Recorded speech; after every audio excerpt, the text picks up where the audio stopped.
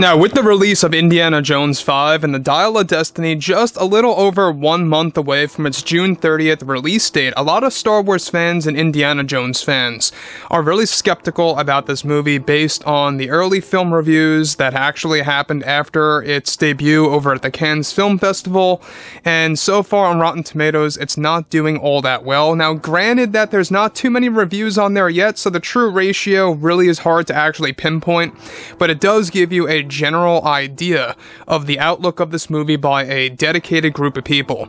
This is Mike Zero. Subscribe if you're new and like this video to see future Star Wars updates. I'm also on Twitter at Mike01. I thank you all so very much for the great and kind support, and without wasting too much of your time, let's get right into the subject.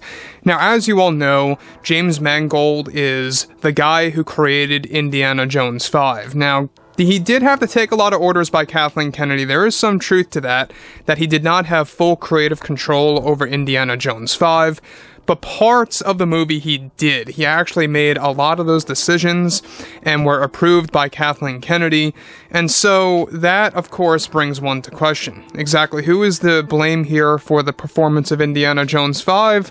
Well, you could really go as far to say both Kathleen Kennedy and Mangold.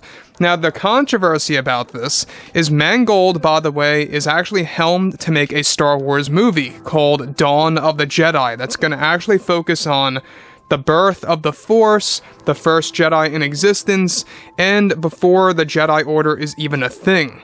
Now, what's interesting about this is that with Kathleen Kennedy preparing to promote Indy 5 after its debut in France and getting negative reviews, Disney executives are already growing worried over the performance of the movie in the States and are beginning to rethink their strategy for who will be involved in Star Wars Dawn of the Jedi. Right now, on one of the big plans that many executives are proposing to Bob Iger and the board is to fire and let go of writer and director James Mangold from the Dawn of the Jedi movie that he is going to be writing and directing. Disney already wants to replace James Mangold from this film after extremely poor test screenings of Indy 5 and the poor reception in France. Disney is now actually in panic mode over the Dawn of the Jedi movie. They have no and zero intentions to cancel this movie. They think it's a great idea and all, but they now have full intention to replace him as the creator of the story. This is a similar situation to what happened with Patty Jenkins after Wonder Woman 1984 performed poorly, and they shortly got rid of her from Rogue Squadron, the movie. After, of course. Now, let me just stop here quick. The thing that really interests me the most about Indiana Jones and the Dial of Destiny right now is how we already know that the test screenings have not been performing well. We've covered this before in the past, and it's unfortunate, but this is going to be Harrison Ford's legacy. You know, it's probably one of the major blockbusters that he's going to be the last in. I can't really see him doing anything as big as this in the next couple of years at least, and if you think about it, you know, Harrison Ford is like, what now, like 80-something years old, maybe 80 years old, somewhere around there. You know, he's 80 actually, and given that he is 80 years old, I'm not quite sure how many more blockbusters he can really make that are really going to kind of just be considered a smash hit to really wrap up his legacy as an actor. Now, granted, he's always going to be known for Indiana Jones in the original films. He's always going to be known as Han Solo in the original trilogy, and technically in the sequels, if you want to count that. And it's interestingly enough that we have James Mangold here, who really is the one that got chosen for Dawn of the Jedi through Kathleen Kennedy's contacts and being connected to the Indy 5 movie. Disney felt that this was going to be earlier on a shoe-in, a perfect shoe-in that was going to work very well. This decision was made many months ago before they even got to the test screenings of Indiana Jones 5, like the actual major test screenings where much of the movie was near completion. And so now they finally realize that they probably made the wrong decision of getting Mangold on board to helm Dawn of the Jedi.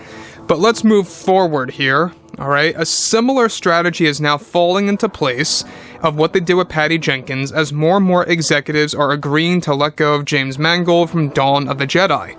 Disney is planned to make an official decision by this July after Indy 5 debuts in American theaters and begins to show its true box office performance worldwide. but it's already not looking good for Mangold. Disney is reportedly already ready to fire him from Dawn of the Jedi, as they already have 2 other writers ready to replace Mangold that they have been searching for in advance. Separate from that, Kathleen Kennedy is also worried about Indy 5, as this will allow her to stay at Lucasfilm or not as president. Of course, re-edits are already underway for Indy 5 ahead of its release in American theaters. Now, what's interesting is that there are re-edits happening even while one of the cuts were actually shown to fans in France. Shown to critics, I should say. Journalists, stuff like that. And it's interesting, too, that they are scrambling to edit this movie properly to improve the pacing. Now, does this necessarily mean that the reception is going to be better once it debuts in American theaters? Who knows? It's very likely here that the cut that they got at the Cannes Film Festival was most likely the unedited version. Now, we're not quite sure how significant these revisions really are, or these re-edits. It might be very minor, it might be very major for all we know. The specifics are very mysterious, but there are re-edits happening as we speak for Indy 5. Now, Lucasfilm already canceled the Indiana Jones series. We've talked about this, we've covered this, and that is because they have little to no confidence in the Indiana Jones movie. It's why the marketing is down to a bare minimum. Now, yes, they have trailers showing before Guardians of the Galaxy 3 and other movies out there. I believe some fans, correct me if I'm wrong, I think some fans saw it before John Wick 4. I might be wrong on that, but some fans, I do recall saying that. But it's interesting, though, as far as TV goes, when you're watching TV, you never ever see an Indy 5 TV spot and/or trailer. You never do. I never have. I mean, I'm not a very big TV watcher, but every time I go through there's no TV spots or trailers debuting. So what's interesting about this too, about the whole Mangold situation, is that they want to get rid of him, basically from Dawn of the Jedi, because they fear that once Indy 5 fails, alright, basically it's going to taint the writer and director from helming that Star Wars movie, and thus it's going to decrease any kind of, I guess you could say, anticipation among Star Wars fans, because they're going to look at him as the guy that made Indy 5. It's kind of like the Rian Johnson effect. When Rian Johnson failed with The Last Jedi, nobody wanted to see him develop a Star Wars trilogy. Nobody did. Almost nobody that loves Star Wars near and dear and loves the George Lucas type of Star Wars did not want a Rian Johnson trilogy. Now, granted, guys, some of you out there might like Rian Johnson and you wanted a Rian Johnson trilogy, and that's okay, but nobody would want Rian to touch something in that realm, something in that style, anything sci-fi like Star Wars or space opera-wise, whatever have you. Now, sure, he's done a decent job with his other movies, such as his murder mystery universe, Knives Out, and Knives Out 2, and how he's developing a third one. But if he were to do anything similar to Star Wars, fans or any common moviegoers probably would not want to see it. So anyways, guys, drop a comment below. Fill me in below in the comments what you all have to say about this Indy 5 scenario, and if you guys did enjoy the content for today, make sure to drop a thumbs up on this video to support the channel, and I will catch you guys next time.